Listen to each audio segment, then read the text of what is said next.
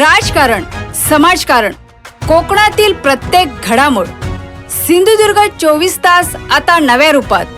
सिंधुदुर्ग संवाद, ताज्या घडामोडींसाठी आताच सबस्क्राइब करा. दिल्लीतील जंतर मंतर येथे नीट पेपर फुटीच्या निषेधार्थ शांततापूर्ण आंदोलन करणाऱ्या विद्यार्थ्यांवर झालेल्या कथित लाठीचार्जच्या निषेधार्थ राज्यभर संतापाची लाट उसळली आहे. कणकवलीतही आक्रोश आंदोलन करण्यात आले. डॉक्टर बाबासाहेब आंबेडकर यांच्या पूर्णकृती पुतळ्यापासून प्रांताधिकारी कार्यालयापर्यंत मोर्चा काढत आंदोलकांनी केंद्र सरकार विरोधात जोरदार घोषणाबाजी केली.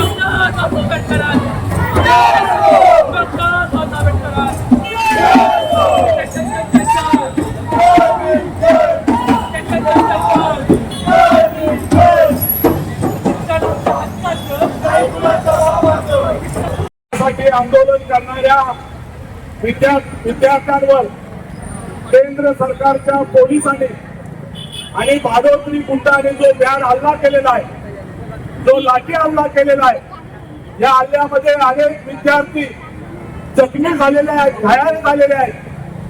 त्याचा निषेध करण्यासाठी म्हणून आपण सर्वजण या ठिकाणी एकत्र जमलेलो आहोत. मित्रांनो, आपल्याला माहिती आहे, अमेरिकेमध्ये शिक्षण घेतलेला एक विद्यार्थी नीट परीक्षेच्या विद्यार्थ्यांना न्याय देण्यासाठी हातामध्ये बाबासाहेब आंबेडकरांचं पुस्तक घेऊन भारताच्या विमानतळावर उतरतो आणि तिथून त्याचा प्रवास सुरू होतो. कुणाला वाटतं पोलीस त्याला आतमध्ये टाकतील, कुणाला वाटतं पोलीस तिथूनच माझ्या अमेरिकेला पाठवतील. परंतु आज या ठिकाणी सांगायला आनंद वाटतो की एका मराठी पोरानं दिल्लीचे तख्त हलवलेले आहेत आणि दिल्लीचे तख्त दाखवतो. महाराष्ट्र माझा असं जे म्हटलं जातं ते एका मराठी तरुणाला या ठिकाणी सिद्ध करून दाखवलेलं आहे. मित्रांनो, 15